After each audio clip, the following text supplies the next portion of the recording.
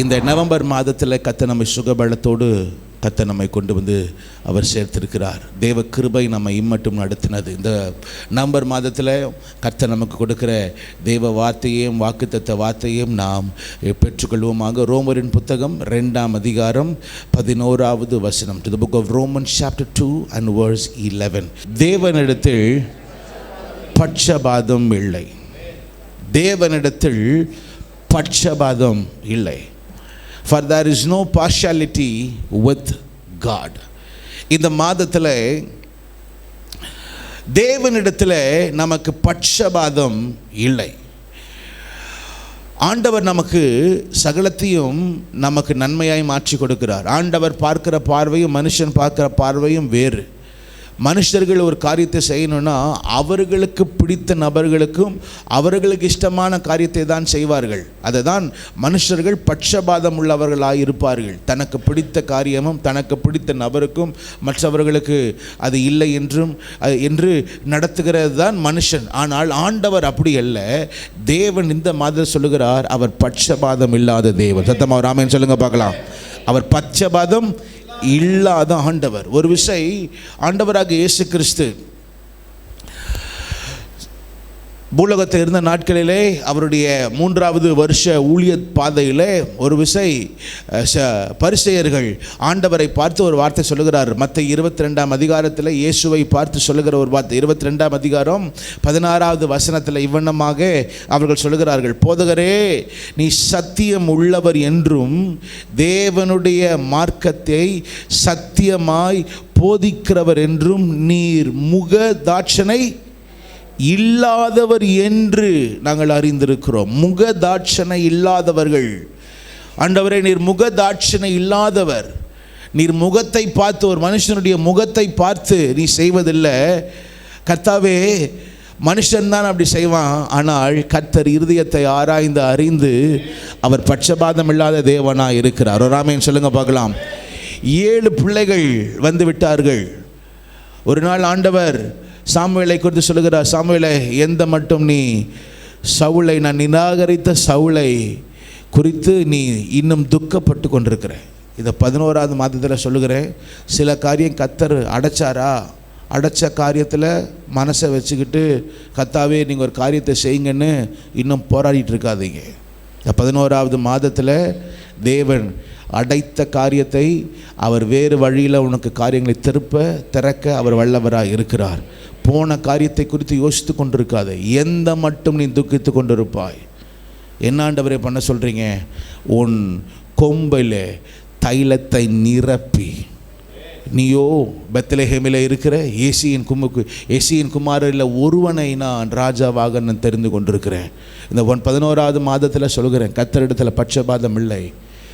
அவர் சில காரியத்தை நம்முடைய வாழ்க்கையில் அது கடினமாக இருக்கும். ஆனால் கடினமாக இருந்தாலும் அவர் சிறந்ததை செய்ய வல்லவராக இருக்கிறார். சொல்லுங்க பார்க்கலாம். சிறந்ததை செய்வார், சரியாய் செய்வார், சமமாய் செய்வார்.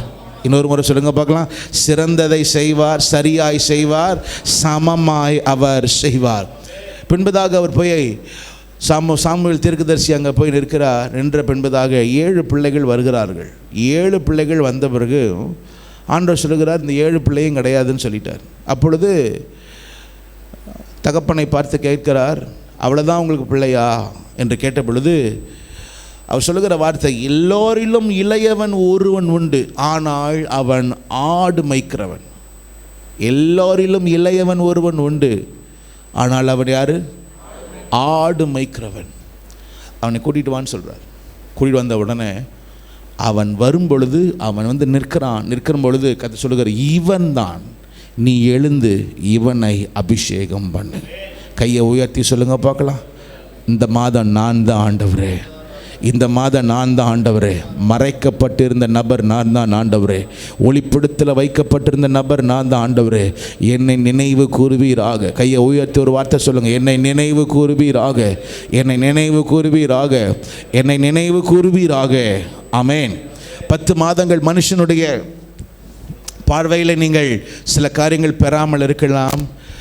மனுஷர்கள் செய்த தீங்கினாலே சில காரியங்கள் உங்கள் வாழ்க்கையில் கிடைக்காமல் காணப்படலாம். இந்த 11வது மாதத்தில் கர்த்தரிடத்தில் பட்சபாதம் இல்லை. ஒரு ஆமென் சொல்லுங்க பார்க்கலாம்.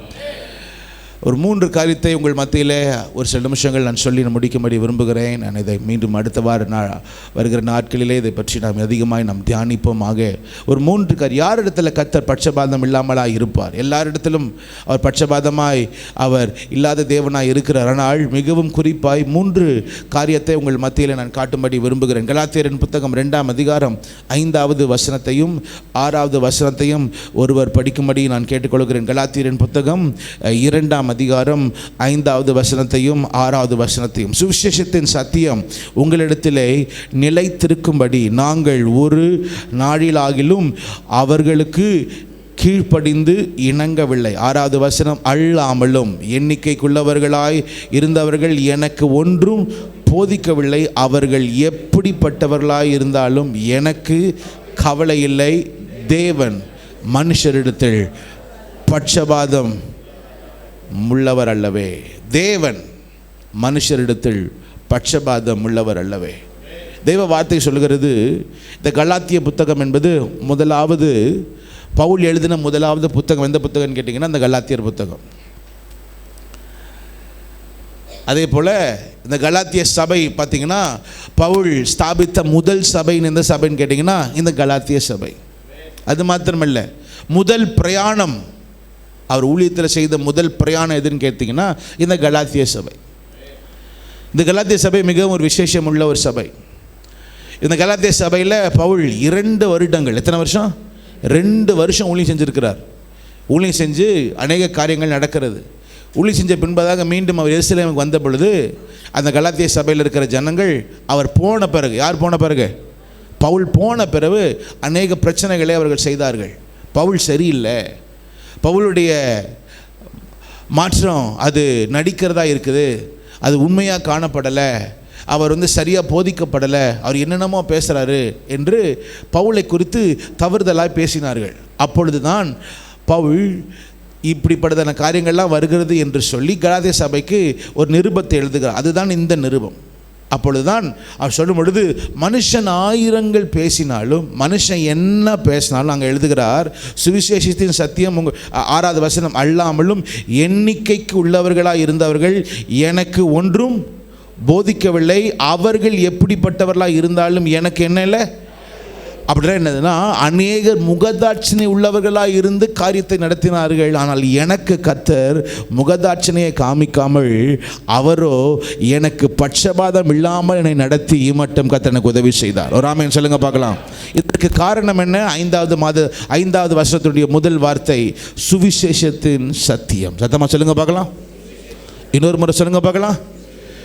கர்த்தர் உங்கள் மத்தியில் அவர் நினைவு கூறணும்னா, கர்த்தர் நம்ம மேலே அவர் பிரியமாக இருக்கணும்னா, அவர் நம் மத்தியிலே ஒரு பெரிய காரியம் செய்யணும்னா, பாரபட்சம் இல்லாமல் நடக்கணும்னா, முதலாவது சொல்லுகிற வார்த்தை சுவிசேஷத்தின் சத்தியம். நீ கர்த்தருக்காக சத்தியத்திலே நீ நடக்க வேண்டும். எதை நடக்கணும்? வார்த்தையில் நடக்கணும். சில பேர் வார்த்தையில் நடக்க மாட்டாங்க, பார்க்குற பார்வையில் நடத்துவாங்க. தனக்கு பிடித்த காரியத்தை செய்வாங்க. பிடித்த காரியத்தில் நடப்பது தவறல்ல. ஆனால் பிடித்த காரியமே நமக்கு அது தீங்காய் நமக்கு நடக்கும். அதனுடைய விளைவு நமக்கு அது அது அது வித்தியாசமாக இருக்கும். ஆகவே தான் சத்தியத்தில் நடக்கணும். சொல்லுங்க பார்க்கலாம். என்னது? இன்னொரு முறை சொல்லுங்க பார்க்கலாம். சத்தியத்தில் நடக்கணும் அப்படின்னா அர்த்தம் என்ன? அதே 2ஆம் அதிகாரம் நீங்கள் படிங்க பார்க்கலாம். 2ஆம் அதிகாரம் 2வது வசனத்தை படிங்க பார்க்கலாம். 2வது அதிகாரம் 2வது வசனம், நான் தேவ அறிவினாலே போய் புறஜாதிகளிடத்தில் நான் பிரசங்கித்த சுவிசேஷத்தை அவர்களுக்கு விவரித்துக்க. அடுத்த வார்த்தை, ஆயினும் நான் ஓடுகிறதும் ஓடினதும். அந்த வார்த்தை அண்டர்லைன் பண்ணிக்கோங்க. 10 மாதம் நீ ஓடினதும் ஓடுகிறதும் வீணாயிடக்கூடாது. இந்த 11வது மாதம் ரொம்ப முக்கியமான மாதம். அன்னைக்கு வீட்டில் என் மகளை என்ன பண்ணேன், பால் எடுத்துகிட்டு வா அப்படின்னு சொன்னேன். அவள் என்ன பண்ணா, பத்திரமா கிச்சன்லேருந்து ஹால் வரைக்கும் எடுத்துகிட்டு வந்துட்டான்.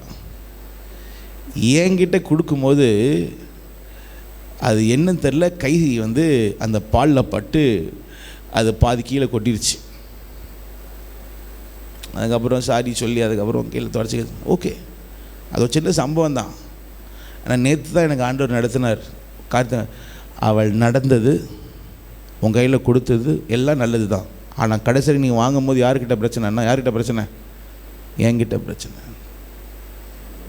இவ்வளவு நாட்கள் நீ செய்த காரியங்கள், இவ்வளவு நாட்கள் நீ ஓடினது, இவ்வளோ நாட்கள் நீ நம்பினது, அது ரெண்டு நடக்கும். ஒரு நன்மை நடக்கும், இல்லைன்னா அது என்னாகும்?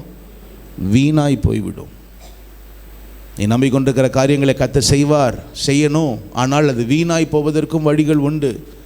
ஆகவே தான் அது வீணாய் போகாமல் இருக்கணும்னா நீ சத்தியத்தில் நடந்தால் மாத்திரம்தான் இந்த 10 மாதங்கள் கர்த்தர் நீங்கள் நடந்த பாதைகள், நீங்கள் விதைத்த விதைகள், நீங்கள் பண்ண ஜபங்கள் வீணாய் போகாமல் கர்த்தர் நமக்கு நன்மையை கொடுப்பார். நம்புறவங்க ஒரு ஆமேன்னு சொல்லுங்க பார்க்கலாம். அத்தமா சொல்லுங்க பார்க்கலாமே. வீணாய் போயிடாதபடி மிகவும் கவனமாக இருக்க. இரண்டாவது, யார் மேல் கர்த்தர் பட்சபாதம் இல்லாதவராய் இருப்பார். அப்போஸ்தலர்களின் புத்தகம் 10ஆம் அதிகாரம் 33வது வசனத்திலிருந்து 35வது வசனம் வரை ஒருவர் நான் கேட்டுக்கொள்கிறேன். அப்போஸ்தலர்களின் புத்தகம் 10ஆம் அதிகாரம் 33வது வசனத்திலிருந்து 35வது வசனம் வரை ஒருவர் படிக்க நான் கேட்டுக்கொள்கிறேன். அந்தபடியே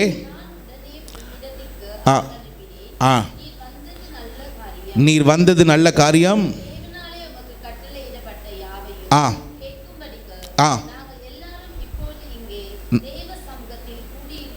தேவ சமூகத்தில் கூடி இருக்கிறோம் என்றான். அடுத்த வார்த்தை 30. அப்பொழுது பேதுரு பேசத் தொடங்கி அடுத்து சொல்லுகிறார், தேவன் பட்சபாதம் உள்ளவர் அல்ல. தேவன் பட்சபாதம் உள்ளவர் அல்ல.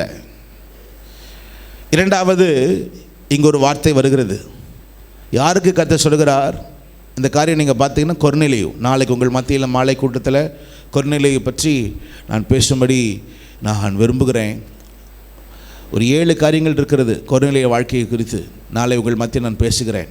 நாளை மாலை நமக்கு ஒவ்வொரு ஞாயிற்றுக்கிழமை மாலையிலும் நடக்கிற மாலை கூட்டத்திலே நாம் புதிய ஏற்பாட்டிலிருந்து அநேக நபர்களை குறித்து, வேத பண்டிதர்களை குறித்து, வேதத்தில் காணப்படுகிற நபர்களை குறித்து நாம் படிக்கிறோம்.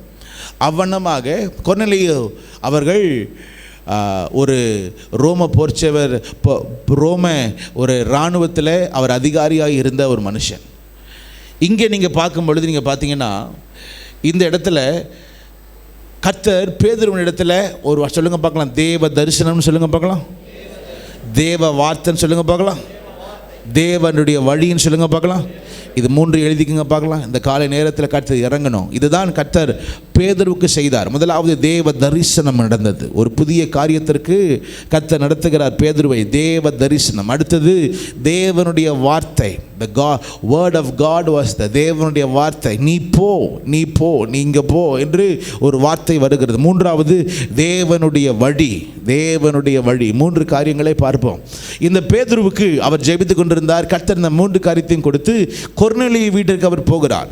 கொர்நேலியு வீட்டிற்கு போன என்பதாக அங்கே கொர்நேலியு இவருக்காக காத்திருக்கிறார். தேவனுடைய ஒரு வழி நடத்துதல், தேவனுடைய வார்த்தை, தேவ தரிசனம், தேவனுடைய பாதைகள் என்று எல்லாம் அறிந்து இருந்த பொழுது இப்பொழுது தேவன் செய்த சகல காரியத்தையும் பார்த்து பேதுரு அங்கே சொல்லுகிற வார்த்தை என்ன வார்த்தைன்னா, தேவனிடத்தில் என்ன இல்லை? சத்தமா சொல்லுங்க பார்க்கலாம். தேவனிடத்தில் பட்சபாதம் இல்லை. தேவனிடத்தில் பட்சபாதம் இல்லை. நம்முடைய ஆண்டவரிடத்தில் பட்சபாதம் இல்லை. தேவன் யாருக்கு பட்சபாதம் இல்லாதவராய் அவர் இருப்பார்? யாருக்கு கர்த்தர் பட்சபாதம் இல்லாதவராய் இருக்கிறார்? 33வது வசனம். அந்தபடியே நான் உடனே உம்மிடத்திற்கு ஆள் அனுப்பினேன். அடுத்த வார்த்தை, நீர் வந்தது நல்ல காரியம். கட்டளையிடப்பட்ட யாவையும் தேவ சமூகத்திலே என்ன பண்ணுகிறேன்? கூடியிருக்கிறேன். 35வது வசனம் படிங்க பார்க்கலாம். எல்லாருக்கும் அவருக்கு பயந்திருந்து நீதியை எவனோ அவனே அவருக்கு இரண்டாவது தேவன் யாருக்கு பட்சபாதம் இல்லாதவராக இருக்கிறாருன்னா கர்த்தருக்கு பயந்த மனுஷன். இன்னொரு முறை சொல்லுங்க பார்க்கலாம், கர்த்தருக்கு சொல்லுங்க பார்க்கலாம், கர்த்தருக்கு பயந்த மனுஷன். கடன்னு சொல்கிறேன், எழுதிங்க பார்க்கலாம். கர்த்தருக்கு பயந்த மனுஷன்னா யாரு?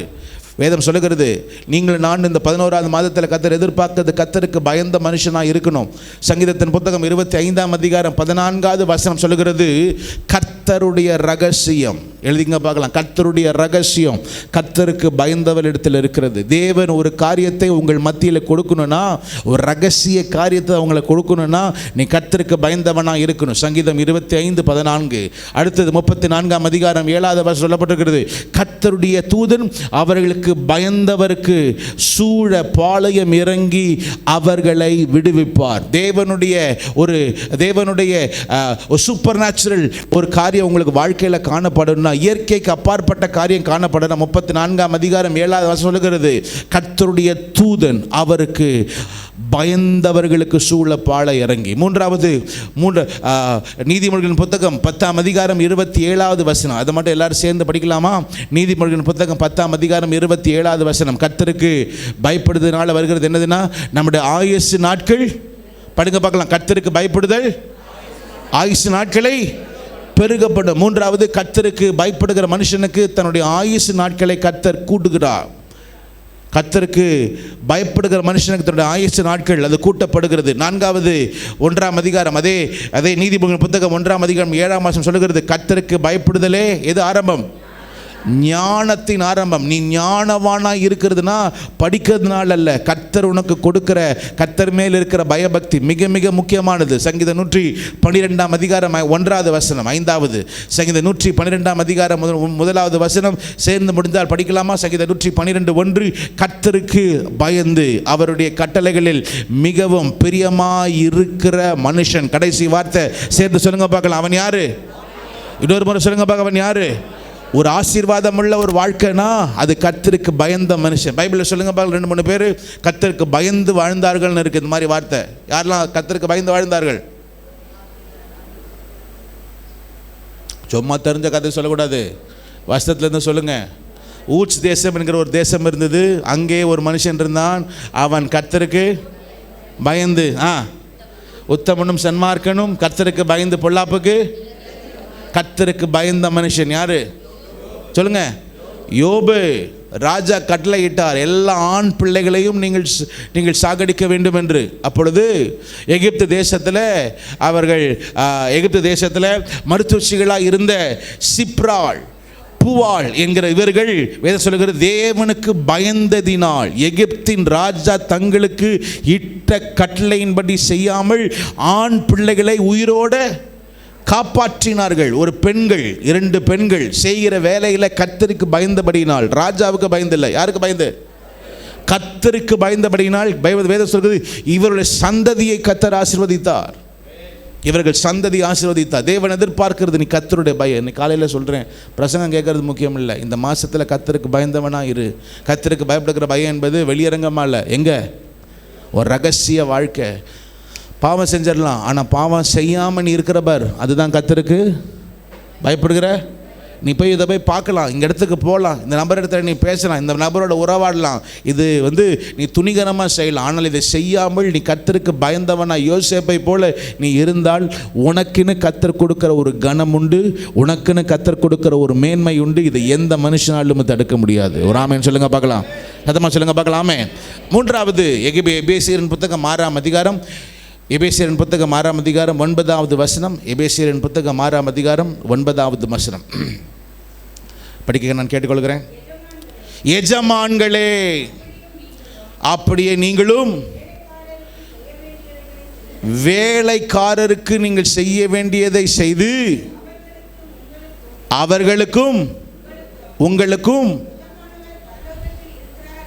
எஜமானர் பரலோகத்தில் இருக்கிறார் என்று. யாரிடத்தில் பட்சபாதம் இல்லை? உன் ஆண்டவரிடத்தில் என்ன இல்லை? பட்சபாதம் இல்லை. மூன்றாவது ஒரு வார்த்தை இருக்கிறது, ஆண்டவரிடத்தில் பட்சபாதம் இல்லை. எல்லாரும் நல்லா கேளுங்க. இந்த வார்த்தை யாரிடத்தில் பேசுகிறார்னா 8வது வசனத்தை படிக்கும்படி கேட்டுக்கிறோம். 8வது வசனம், அதே மனுஷருக்கென்றும் ஊழியம் செய்யாமல் நீ கர்த்தருக்கென்று நல்மனதோடு என்ன பண்ணுங்கள். இதை யாருக்கு சொல்லுகிறாருன்னா, வேலை செய்கிற இடத்துல சொல்லுகிறார். நம்ம எல்லாருடைய வாழ்க்கையிலும் பட்சவாதம் அதிகமாக இருக்கிற இடம் எந்த இடம் தெரியுமா? எந்த இடம்? வேலை செய்கிற இடம். வேலை செய்கிற இடத்துல தான் பட்சபாதம் இருக்குது. இன்னார் வரணும், இது நீ பண்ணக்கூடாது, அவங்களுக்கு பிடிச்ச ஆளை தான் செய்வாங்க. அதே போல் படிக்கிற ஸ்கூலில், காலேஜில் நம்ம படிக்கிற படிப்பு, நம்ம வேலை செய்கிற இருக்கிற இடத்துல சில பாரபட்சம் இருக்கிறது. ஆனால் கர்த்தருடைய பிள்ளைகளுக்கு கர்த்தர் எப்படி ஆகிலும் வழியை திறக்க வல்லவராக இருக்கிறார். இன்னொரு முறை சொல்லுங்கள், எப்படி ஆகிலும் கர்த்தர் அவர் வழியை திறப்பார். எனக்கு உண்மையிலே தெரியும் பாஸ்டர், இந்த ஆள் என்னுடைய இவர் மட்டும் சிக்னேச்சர் போட்டால் எனக்கு காரியம் நடந்துடும், இந்த ஆள் மட்டும் செஞ்சாங்கன்னா நல்லாயிருக்கும்னு சில கேள்விகள் இருக்குது. ஆனாலும் நீங்கள் மறந்துடாதீங்க, நீங்கள் அவங்களிடத்து தான் நமக்கு பணம், அங்கே சம்பளம் அவங்க தான் கொடுக்குறாங்க, அவங்க தான் நமக்கு வேலையை கொடுக்குறாங்க. அவரிடத்தில் கர்த்தருடைய பிள்ளைகளாக இருக்கிற நீங்களும் நானும் நம்ம எப்படி இருக்கணுமா? 8வது வருஷத்தை படிக்க மாட்டேன் கேட்டுக்க, இன்னொரு படிங்க பார்க்கலாம். 8வது வருஷத்தை படிங்க. மனுஷருக்கென்று நீ என்ன பண்ணாத, ஊழியம் செய்யாமல். அப்புறம் கர்த்தருக்கென்று. 3வது, உங்கள் வாழ்க்கையில் ஒரு தேவன் பாரபட்சம் இல்லாத ஆண்டவரிடத்துல உங்களுக்கு நல்ல காரியம் கிடைக்கணும்னா, உன்னை எந்த இடத்துல கர்த்தர் வைத்தாரோ நல் மனதோடு என்ன செய். இன்னொரு முறை சொல்ல, நல் மனதோடு ஊழியம் செய். வேலை கடினமான காரியம், கஷ்டம்தான், நான் இல்லைன்னு சொல்லலை, அது கடினமான. ஆனால் ஒன்று, நீ வேலை செய்கிற இடத்துல உங்களுக்கு சில காரியங்கள் வராமல் இருக்கலாம், உங்களுக்குன்னு சில காரியங்கள் அவர்கள் தடை பண்ணலாம், உங்களுக்குன்னு சில காரியத்தை அவங்க நிராகரிக்கலாம்.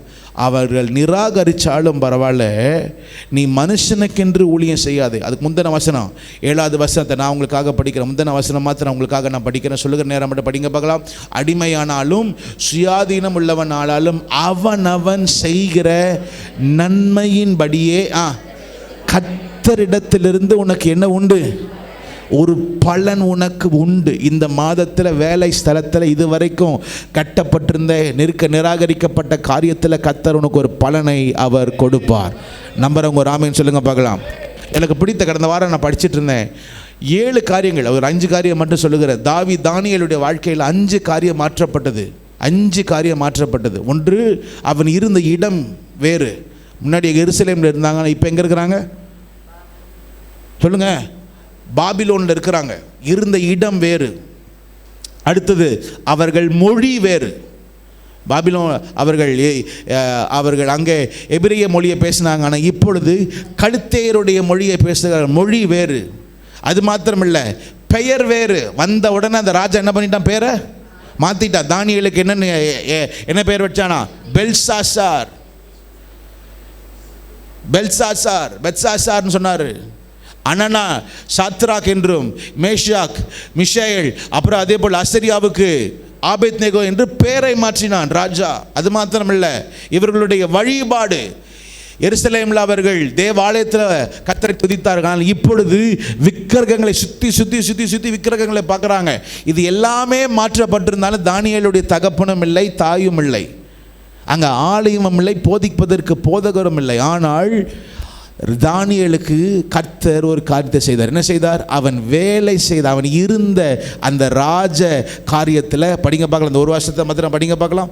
தானியேலின் புத்தகம் 1ஆம் அதிகாரம் 9வது வசனத்தை யாவரும் சேர்ந்து படிங்க பார்க்கலாம். 9வது வசனத்தை சேர்ந்து படிக்கலாம். 1 2 3 படிங்க பார்க்கலாம். தேவன் தானியேலுக்கு பிரதானிகளின் தலைவனிடத்தில் என்ன கிடைத்தது? தயவும் இரக்கமும் கிடைக்கும்படி கர்த்தர், எழுதி கொள்ளுங்க, தயவும் இரக்கமும் கர்த்தர் கிடைக்க செய்தார். அவரிடத்தில் பட்சபாதம் இல்லை, தகப்பன் இல்லை, தாய் இல்லை, எல்லாமே மாற்றப்பட்டது. ஆனால் வேலை செய்த ஸ்தலத்தில் கர்த்தரை மாத்திரம் பிடிச்சிக்கிட்டு, அவன் என்ன சொன்னாலும் சரி, கர்த்தரை மாத்திரம் பிடிச்சிக்கிட்டு போகிற இடத்துல கர்த்தர் பலனை கொடுப்பதற்கு அவர் வல்லவராக இருக்கிறார். சத்தமாக சொல்லுங்க பார்க்கலாமே. இன்னொரு முறை சொல்லுங்க பார்க்கலாம். இந்த மாதத்தில் தேவனிடத்திலிருந்து நமக்கு பட்சபாதம் இல்லை. அவர் சரியாய் செய்வார், சமமாய் செய்வார், சிறப்பாய் அவர் செய்வார். நம்மளவங்க மாத்திரம் கையை உயர்த்தி சத்தமாக ஒரு 2 முறை ஆமேன்னு சொல்லுங்க பார்க்கலாம். இன்னொரு முறை சொல்லுங்க பார்க்கலாம். ஆமென். அவர் நமக்கு வாய்க்க பண்ணுகிற தேவனாக இருக்கிறார். யாவரும் எழுதின இருக்கலாமா?